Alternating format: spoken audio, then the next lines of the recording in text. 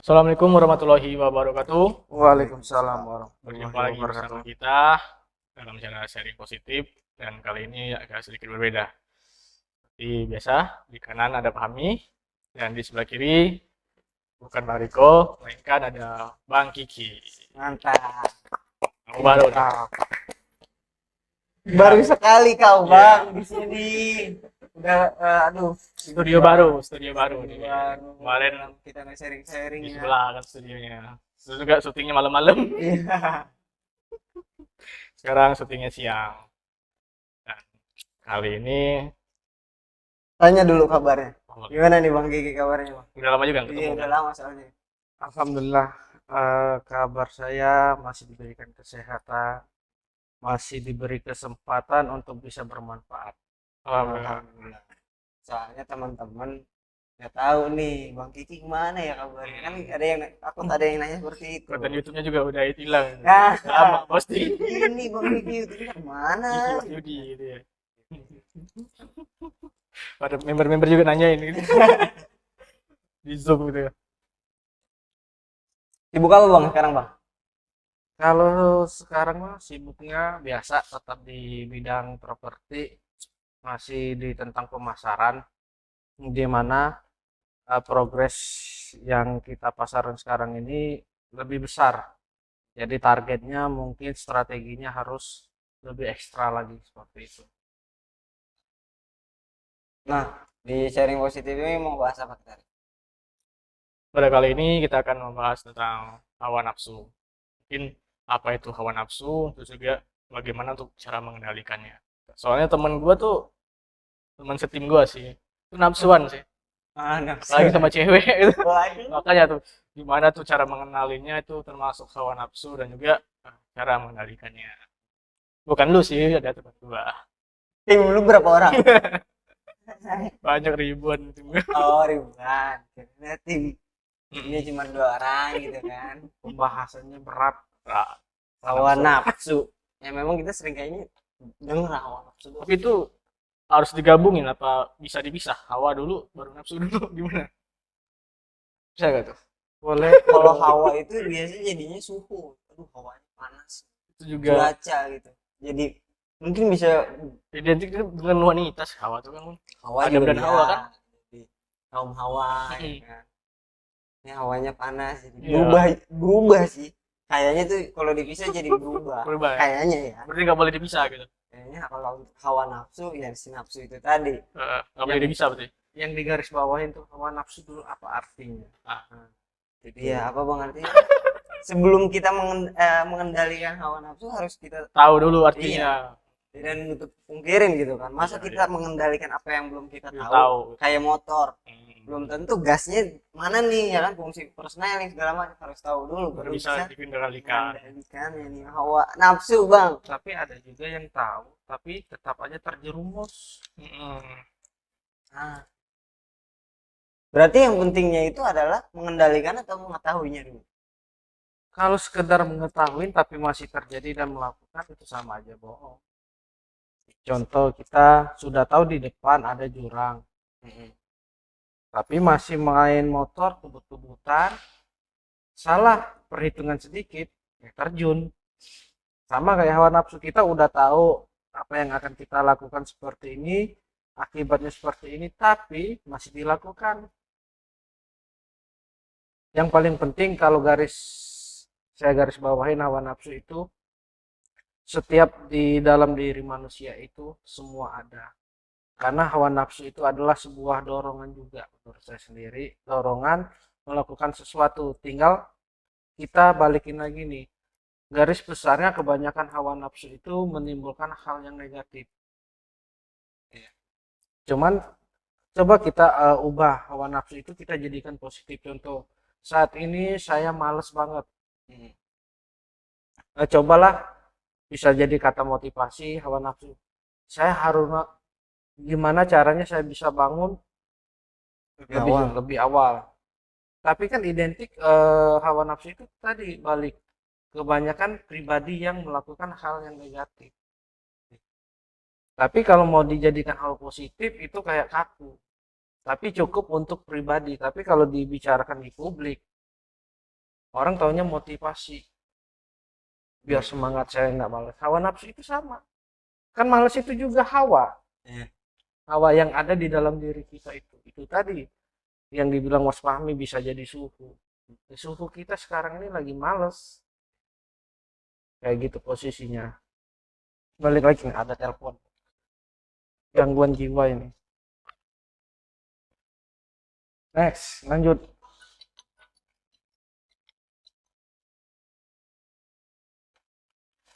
Gimana? Ya, tadi baru sampai suhu dalam yang azrah. Bentar. Ini gue jadi fokus tuh. Angkat dulu nggak apa-apa. Nah, angkat dulu nggak apa-apa. Santai bisa Nggak dikat. apa-apa, santai. Ya, soalnya gue nggak biasa gitu. Asli gue orang yang enak angkat dulu gitu. Nah ini kan hawa nafsu nih. Kenapa bisa dibilang hawa nafsu? Ada nafsu gue untuk ya lu angkat lah, ada telepon lu angkat gitu kan. Itu keinginan. Beda ya? Nafsu sama keinginan berbeda. Beda. Versi saya sendiri beda. Keinginan dalam arti kita ingin tahu lebih detail. Ya. Misalkan itu tadi, itu nelpon siapa ya? Saya pengen tahu. Kenapa nggak diangkat-angkat dulu dah? Itu keinginan kita ini. Tapi kalau nafsu itu pengen melakukan. Oh, misalnya gue yang angkat teleponnya Nah, gitu kan. Oh, iya. seperti itu. Jadi kalau gue yang angkat teleponnya berarti gue nafsu tuh. Nafsu. Kenapa? Itu bukan haknya lo, tapi lo ambil. Itu juga nafsu. Banyak sih definisi seperti hawa nafsu itu sendiri dalam Al-Quran juga berbeda. Dalam bahasa Indonesia sendiri hawa nafsu itu apa? Dalam bahasa Sanskerta juga hawa nafsu itu berbeda. Jadi tergantung apa ya? Tergantung kitanya sendiri. Iya, tapi garis besarnya definisi hawa nafsu itu adalah kebanyakan tidak baiknya. Itu yang paling penting di garis bawahin. Sebenarnya pun hawa nafsu itu ada yang positifnya juga, kayak nafsu makan. Mungkin yang menjadi negatif itu yang terlalu atau yang berlebihan kan. Bisa jadi yang dibilang, kalau menurut saya sendiri hawa nafsu itu salah satunya yang merugikan orang lain. Merugikan orang lain, di situ ada menyakitin orang lain, seperti itu. Nafsu yang berlebihan gitu ya. Nah, kalau kita makan kenyang itu kan berdiri kita sendiri. Tapi lihat, kalau posisi di rumah banyak orang kita habisin, itu baru dibilang hawa nafsu. Kenapa kita tidak memikirkan ke orang-orang yang di dalam rumah sudah makan atau belum? Kan kita merugikan. Coba yang datang tadi ternyata kelaparan, dia mau makan ternyata habis. Makanya saya bilang hawa nafsu ini berat banget. Dan saya sendiri juga belum paham itu tentang hawa nafsu. Nah tadi Bang Gigi sendiri kan bilang hawa nafsu itu kita udah tahu. Yang tadi kan contohnya naik motor di depan itu ada jurang gitu. Kalau misalnya kita ke jurang itu nafsu banget, gasnya terlalu kencang, mungkin seperti itu lah. Iya. Nah kalau misalnya kita tidak tahu, saya rasa mah kayak gini ya. Kenapa manusia diciptakan sangat sempurna dibandingin makhluk-makhluk Allah yang lainnya? Itu tadi, sedangkan hewan dikasih nafsu tapi tidak punya akal, pikiran.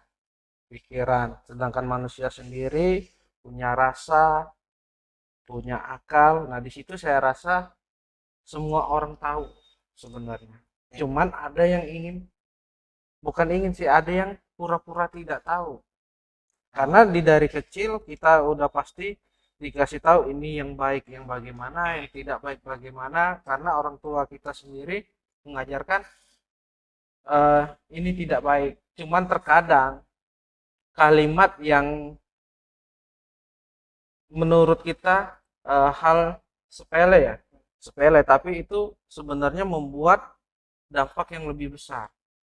Contoh, jangan makan di situ. Nah, yang kata jangannya itu adalah berarti tidak boleh. Nah, karena itu sebenarnya akan berdampak saat dia dewasa. nanti anak dia punya anak atau berumah tangga, jangan makan di situ, larangan. Yang lebih tepat, makanlah di tempat meja makan. Bukannya Nah, melarang tapi memberikan Arahan yang mengarahkan benar. tempatnya, Arah yang benar. tempatnya. Jadi, ayo nak makan di tempat meja makan. Karena makan di sini tidak baik harusnya. Jadi memang kadang kita bahasanya sedikit tapi itu fatal. Ya. Coba kita artikan tadi, jangan makan di situ. Kenapa makan di situ? Jadi di saat dia dewasa makan di tempat yang kayak gitu tidak baik menurut dia. Karena terekam dari kecilnya seperti itu. Dan kalau orang yang misalkan di awalnya diajarkan makanlah di tempat makan atau di meja makan tadi, sehingga dia dewasa, kalau menurut dia makan di lantai itu tidak baik, bukannya tidak baik, bukan tempatnya. Ya. Jadi dia akan makan di meja, kecuali meja makannya nggak ada, lesehan kan pasti ada, Nah, tetap intinya ada berbentuk meja. ini Nah. mah makan di kamar mandi. Nah, makanya yang kata-kata jangan, tidak boleh, itu sebenarnya tidak boleh diucapkan. Tidak boleh diucapkan. Jangan, tidak boleh mainin kabel, misalkan. Iya, Nah. dia kata jangan ini pun kayak sebuah apa ya, peraturan. Nah, Yang mana peraturan itu sering dilanggar. Dibilang jangan malah dilakukan. Nah, iya, karena ingin tahunya tadi, jangan pegang kabel ini misalkan. Kenapa? Dia pengen tahu. contohnya trum. Nah, tapi kan alangkah lebih baiknya, Iya. misalkan kabel ini punya listrik, kalau dipegang nyetrum. Satu. Lebih baik jangan main kabel, atau intinya jangan ada mengeluarkan kata jangan atau tidak boleh. Karena pola pikir kita itu kalau jangan dengan tidak berarti tidak boleh dilakukan sama sekali. Makanya bahasa yang kayak gitu saya sendiri sambil belajar sih, belajar sedikit-sedikit kenapa kata ini tidak baik untuk diucapkan, dampaknya seperti ini ternyata. Ini contoh saya, jangan dekat-dekat perempuan misalkan. Dari kecil lu, tiba-tiba udah dewasa mau deketin perempuan itu takut, sedangkan orang tua kita perempuan. Berarti hanya di pikiran kita itu cuma ibu doang, yang lain itu bukan. Jadi apa ya, menutup ya. Menutupin kayak gitu. Balik lagi tadi ke hawa nafsu. Kalau hawa nafsu tadi sama, jangan melakukan. Berarti kan udah larangan yang pasti, berarti hal yang tidak baik. Nah, hawa nafsu itu harusnya dikendalikan. Kalau mau dihapuskan nggak bakalan bisa ini atau tidak bisa, harus dikendalikan. Nah, untuk mengendalikan hawa nafsu itu sama kayak kita ibarat tuh berjuang untuk mencapai sesuatu. Sama Ada prosesnya. iya. Kayak di Islam kan mengendalikan hawa nafsu ada puasa ya. Namanya puasa tuh. Itu ada tujuan lagi gitu. Nah, misalnya. itu tadi balik puasa tadi adalah pengendalian. Pengendalian untuk hawa nafsu tadi. Kalau untuk ininya, tapi itu tadi apa? Yang penting itu gimana kita bisa berperang dengan diri kita sendiri. Karena musuh terbesar itu diri sendiri, bukan orang lain. Orang lain bisa kelihatan tampol. Iya. Kayak gitu kan. Tapi kalau diri kita sendiri apakah bisa?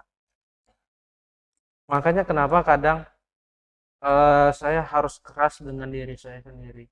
Atau saya harus kuat dari orang lain. Saya harus berdiri di kaki saya sendiri. Itu harus kenapa? Kalau bukan diri saya yang kuat, yang lain belum tentu. Apabila saya yang nggak kuat, gimana yang di belakang akan hancur. Kalau nggak kita siapa lagi? Nah itu. Dan saya juga harus sukses misalkan kayak gitu. Kalau saya nggak sukses, siapa yang akan nyelamatin keluarga-keluarga ini? Contoh misalkan kayak gitu. Apabila saya sudah bisa sukses, minimal saya bisa menyelamatkan keluarga saya yang dalam kesusahan. Tapi balik lagi, komitmennya bisa dipegang atau enggak. Karena dari sebuah proses keluarlah komitmen, setelah komitmen barulah keluar progres. aksi jalan. Nah, setelah Nah, progres di baru kita maaf gue potong Bang.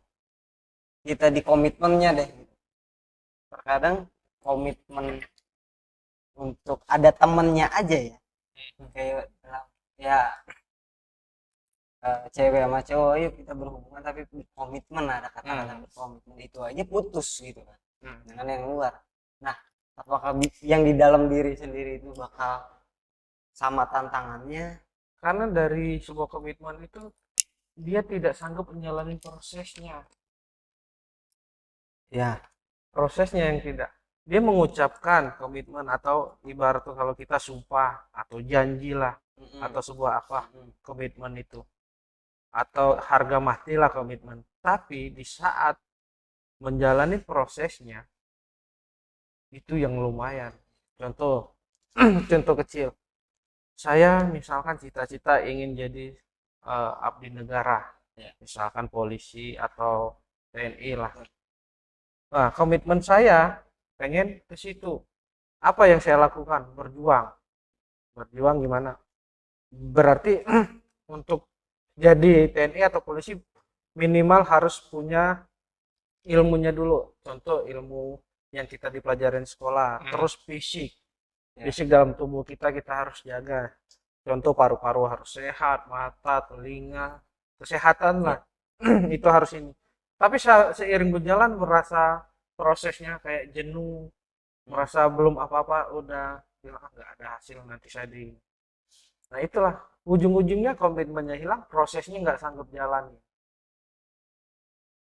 Terkadang ada juga ketika udah memegang suatu komitmen, ya mungkin itu dalam diri ya, yang gue tangkap dari Bang Kiki adalah ya kita harus jaga kesehatan dan lain-lain gitu kan dari diri kita. Tapi terkadang ada juga nih yang dari luar, entah itu situasi dan kondisi yang tiba-tiba oh kita berkomitmen misalkan bangun pagi gitu, ternyata ada situasi dan kondisi yang dimana kita tuh tidur telat.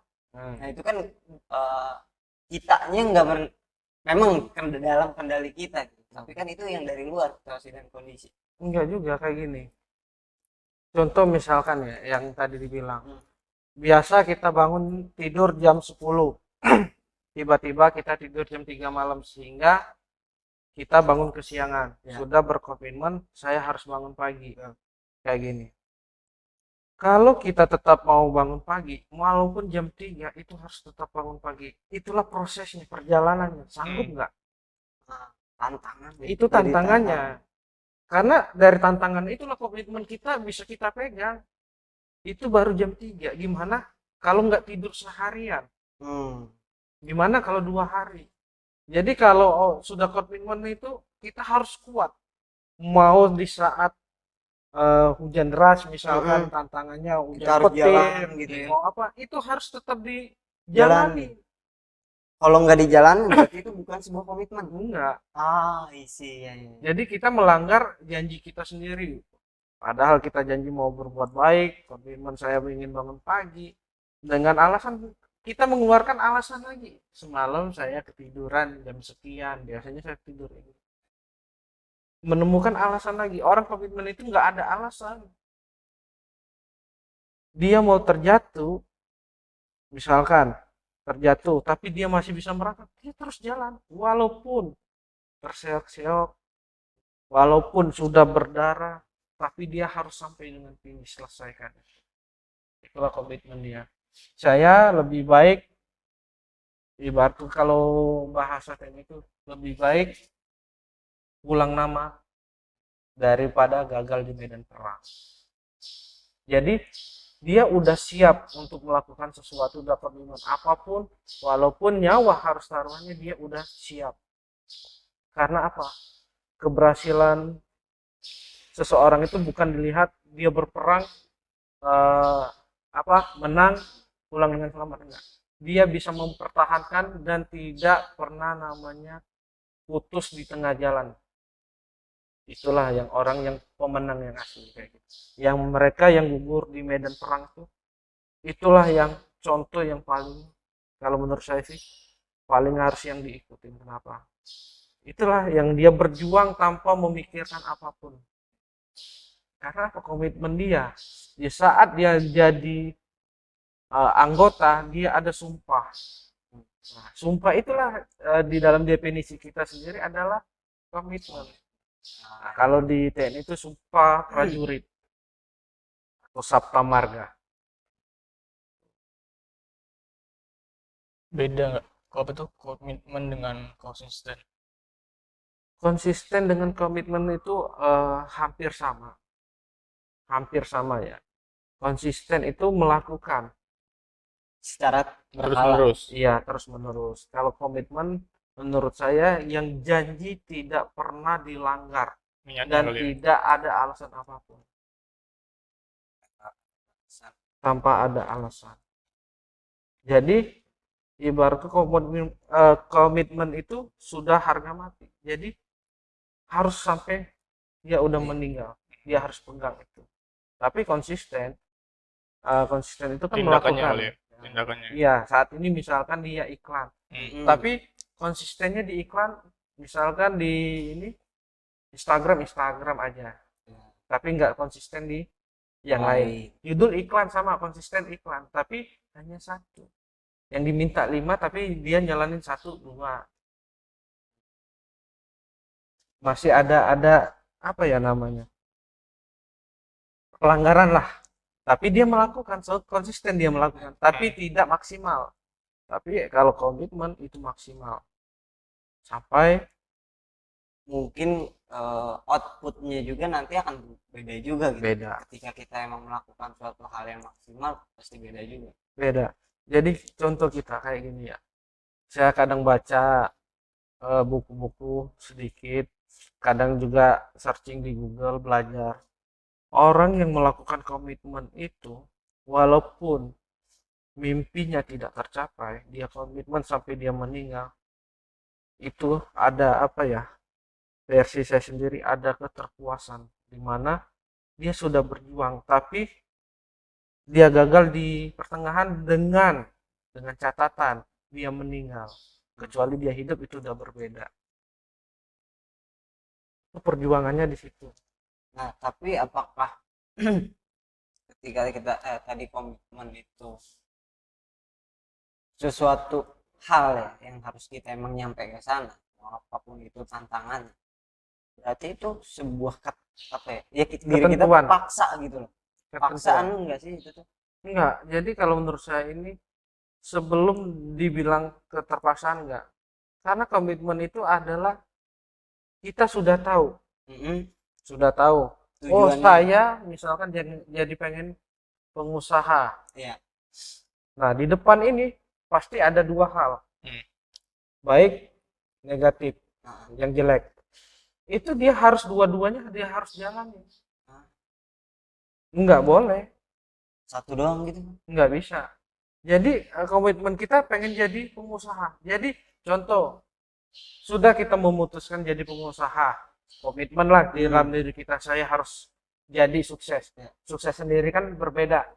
Ada sukses bertahap. Nah, maksudnya saya sukses dalam arti untuk mencapai nyari modal. Terus baru buka ini. Nah, sedangkan itu komitmen dalam sukses itu kan perjuangan, balik lagi perjuangan. Contoh, kita baru memutuskan untuk jadi pengusaha, baru timbullah keluar modal dari mana ya? Dia cari solusi nggak ketemu. Oh ya udah, coba kalau saya buka ini, ilmu apa ya yang saya bisa Harus pelajarin. Nggak bisa juga, berarti pertama harus ilmu, dia kuasain dulu. Nah, setelah ilmu dia cari celah, cari solusi supaya dia nyari uang nggak ada. Gimana caranya menghasilkan uang? Ilmu udah dapat, saya cari uang. Oh, jadi saya misalkan butuh modal usaha itu 10 juta. Tapi saya ada uang 1 juta. Nah, belajarlah dari yang kecil. Contoh, kita pengen sembako. Nah, berarti kita hanya uang modal 1 juta, apa yang bisa ini? Oh, saya bisa jual goreng. Ini dulu langkah utama, langkah kecilnya dulu dilakukan. Dari keuntungan jualan goreng ditabung. Nah, dari tabung dikumpulin lah sehingga mencapai 10 juta. Ilmu tadi udah nguasain, minimal dari itu tadi jualan gorengan sambil praktek. Jadi jangan berpikir langsung besar, tapi hal kecilnya dulu kita jalani. Karena kecil-kecil jadi besar. Nah, itu tadi sukses saya dengan jual gorengan mengumpulkan uang Iya. 10 juta tadi. Kesuksesan tahap 1, tahap 2-nya, tahap 3, step by stepnya.